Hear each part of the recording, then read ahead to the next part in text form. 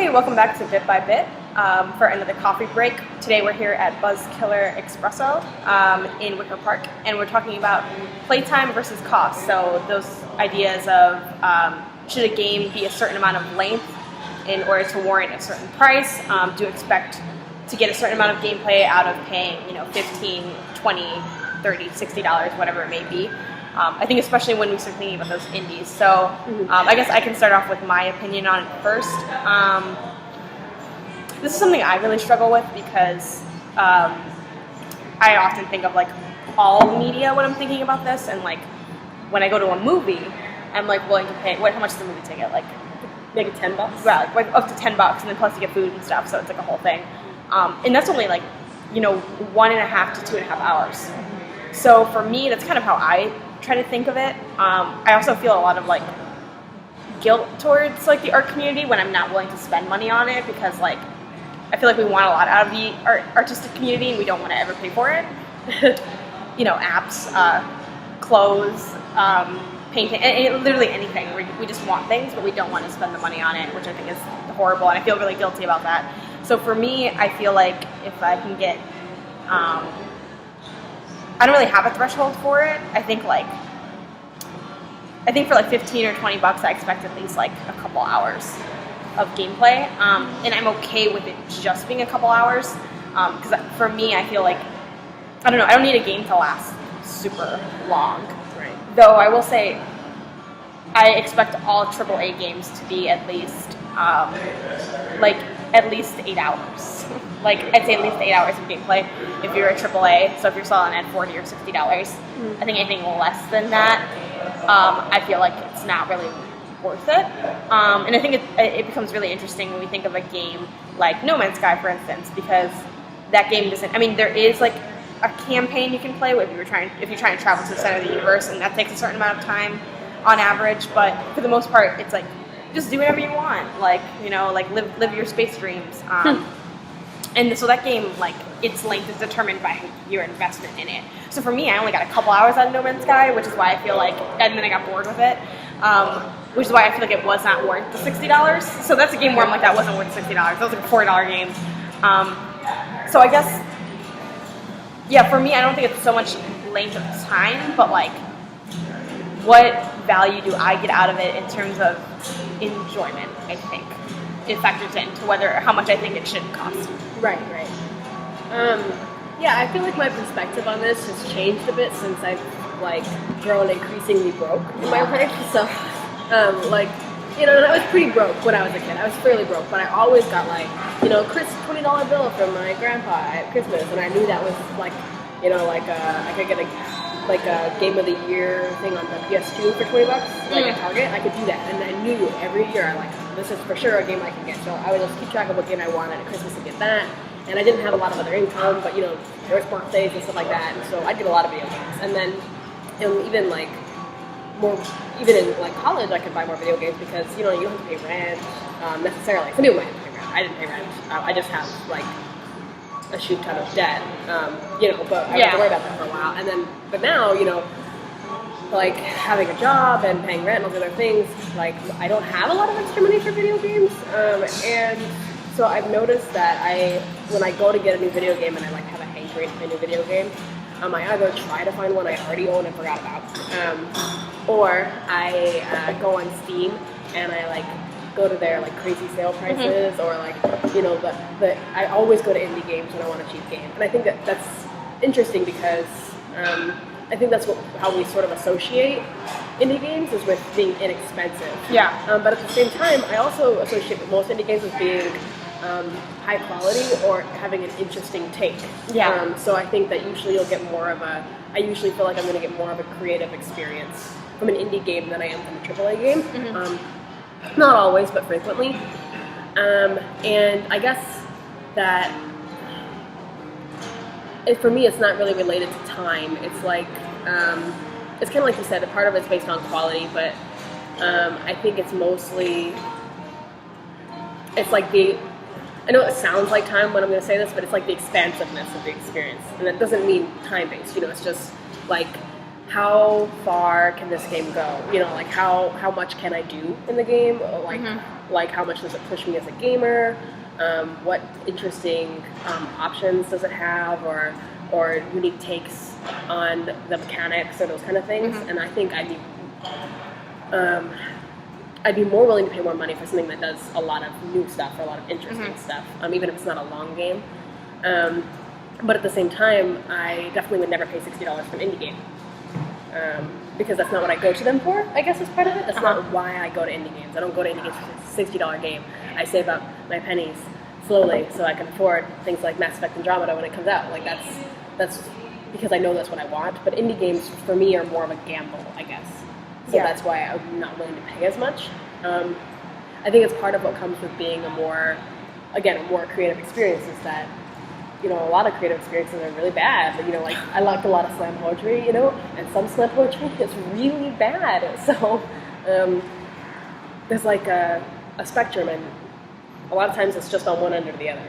I feel like for indie games, the AAA games tend to be mostly in the middle and sometimes on higher end. That's what I feel like, and so it's less of a risk. Yeah, I think I'd agree with that, which, you know, is probably also the, you know, folly of AAA games, that they're too safe, and that's why usually they're gonna be good or great. Like it's very rare to see a AAA game that like would get anything less than like a 7 out of 10. Right. Like usually it's like, this is pretty good.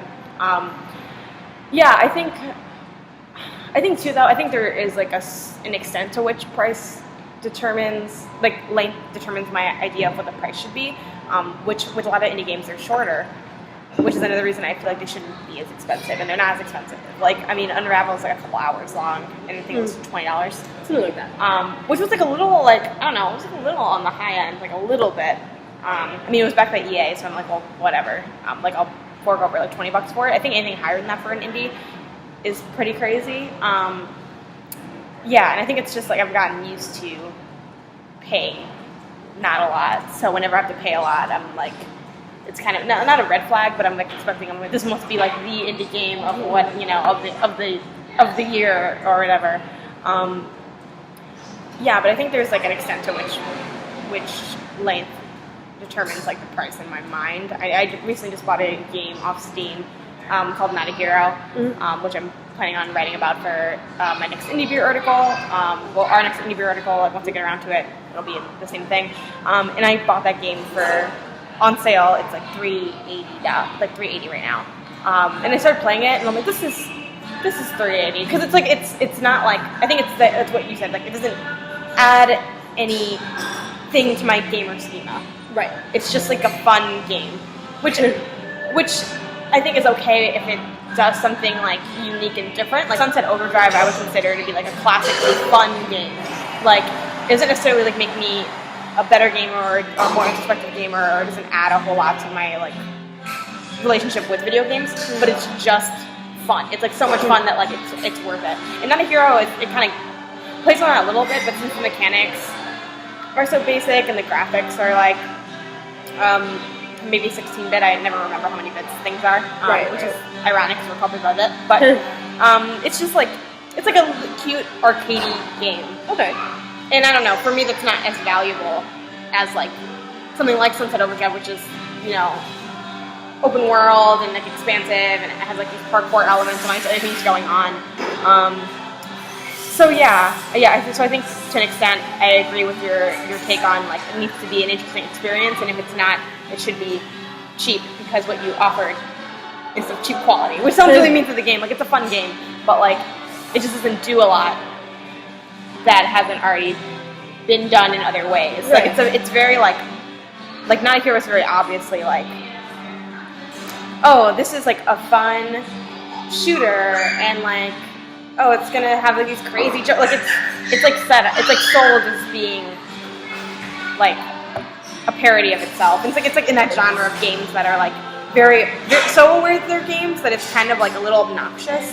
It's like, oh, you're trying to be funny and witty, but really like you like know you're trying to be funny and witty, so you're just kind of like, I'm just gonna skip through these like little jokes because they're kind of cute, but like they're those gimmicky games. I think it's a little bit of a gimmick to me. So I think for that reason, I'm like, yeah, you are worth like you were worth the sale price. You're not worth like the double-digit sticker price at all. Sorry, but yeah, I'm trying to think of. Is there any game that you felt you paid too much for, and then why? Like, what was the game? What was the price? And why would you feel cheated? Oh, that's really hard.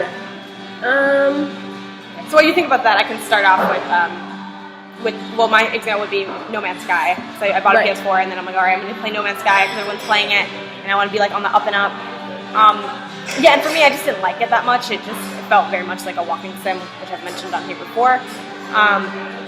And then a game that I didn't feel cheated on the price, but I felt like I'm glad this was like as cheap as it was Recore, which I recently reviewed on Big Cultures. It was $40, which is such a steal for a AAA. But then when I played it, I'm like, this is a $40 game. This is a $40 middle of the line game, and I'm really glad that it only cost $40 because I think if it cost $60, it would have been a little frustrating with some of the issues it had. So yeah. You know what game I paid too much for? I've complained about this before. It is. This is Sims 4. And I even got it when it was on super sale. I waited because it was $70 when it came out, and I was like, no. Even if it's amazing, no. You know, I'm not paying $70 for this game. I never paid $70 for a game. And I was right to not do that because I got it months later when it was on sale for like $40, and it was still not worth $40. It's like there was no content in it.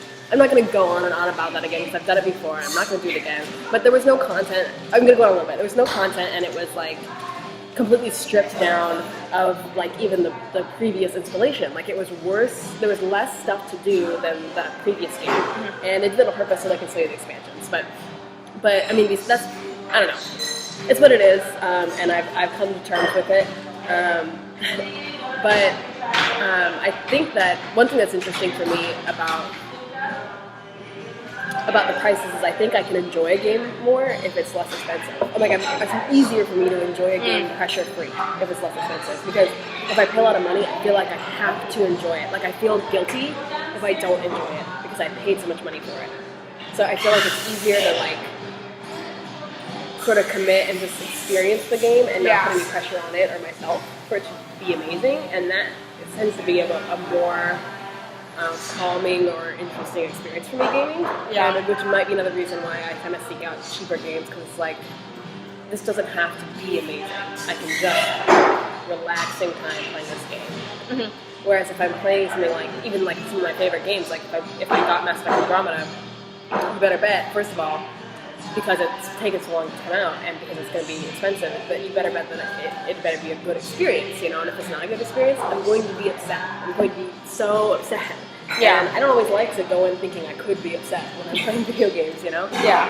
You know, I paid $4 for Sunrider Academy is what I did for our article, and you know, I kind of enjoyed it because it was like wacky and weird, and it wasn't a great game, but it was $4, and I was like, this is kind of fun and derpy and cute. Yeah. You know, if I paid $50 for it or like $30 for it, I'd be like, this is horrible. You know, I hate this game, and I think that that's definitely something that's true for me. Yeah. And I definitely like that about those like little goofy games you can get on the internet. Like I've cut back now that I don't do stuff on my YouTube channel, my personal YouTube channel, but I'm playing those games on itch.io. Like those really weird, like basically Flash games, but not Flash because Adobe Flash is dead now. But yeah, those are always like super fun because they're just weird and strange. So before we close out, opposite question.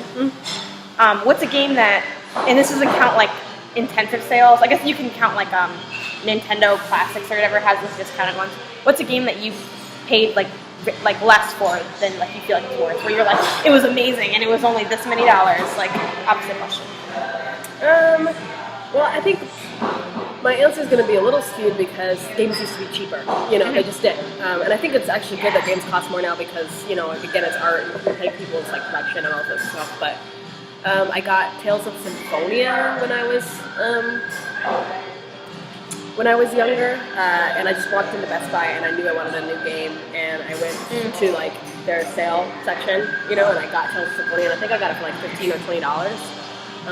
And I must have been in middle school when I got this, and it's a great game, and I love the whole series. And then afterwards, I played Tales of the Abyss, which is my favorite game in the series, and it's like I think the genre, technical genre, but it's a JRPG. Excellent series. Super weird, super dramatic, and just wonderful games. And I mean, the fun fact though is that when I first got it, I thought it was a horrible game because I was playing on. You ever have those games where you have to select game mode and it's like automatic or manual? No. Oh yeah, some games. It's like. So I picked automatic because I didn't know what that meant, and I was like, okay, I guess I'll pick automatic, and it goes through all the fights for you and lets you do them. And so I was like, this is a horrible game. I didn't know that was a thing. Yeah, and I didn't really, and I didn't play it for like months, and my brother was one day looking for something to play, and he picked it up, he's like, what's this? And he put it in, and he started playing it, and I came in and I was like, oh, I hate this game. He was like, why? It's great. And I'm like, are you actually fighting? You're using the controls to fight? How did you do that? And he's like, you have to pick, manual. And so then I came back to it, and it was great. I don't know, but what's do you have one like that? I don't have any like extreme deals, like price-wise. Probably Sunset Overdrive, which I still have not really fully played, but I really do enjoy that game. And that one got marked down pretty cheap eventually. I'm not sure what it came out as retail. I would assume it was retail 60. But other than that, I think, I mean, in a sense, FIFA 16, I've just gotten so many hours of gameplay out of that What was that? it's like regular $60. Okay. And I'm not saying you know what, if FIFA 17 was $70, I would pay for it. Like I would. I'd be salty about it, but I would do it. Because I've just gotten so many hours out of that, like so many fun gameplay hours and like video game tournaments that I've done. I think at this point 3 or 4 like long video game tournaments with my brother on FIFA 16. So it's been a blast, just playing that. But I think another one that was regular sticker price, I think probably is, how much did 3DS games cost? Like $40 usually? Yeah. I think. Right, like 40 or 50 or sometimes probably 40. Yeah. Super Mario 3D Land, so worth like more than it costs. I don't even remember what it costs, but it's definitely worth more than that just because you like play through all the levels and then at the end, like semi-spoilers, but not really, like all the secret worlds open up, and that's like a whole nother 8 worlds. So it's really just 2 games in one game. So yeah, I've gotten like hours and hours and hours and hours of gameplay out of that, and like it's one of the best platformers I've played in a really long time. So I'm like, yeah, this is so like I recommend the game to everybody. Like it's so good. Like it's even better than 3D World, which is the one on the Wii U, in my opinion. So yeah, that one I just got like a bunch of hours out of it. So I think for me too, like value comes into play with like how many hours do you get out of it, what's your like enjoyment of it. Yeah, I think how fun was this? How much does this add to your life? Right. Unfortunately, I think with a lot of games that I've played, and I know what your thoughts on this are, is that like it was always totally worth it. So. Well, feel free to let us know what you think about all this in the comments, and be sure to give this video a thumbs up and like our channel for more videos in the future. All right, thanks for watching. Bye.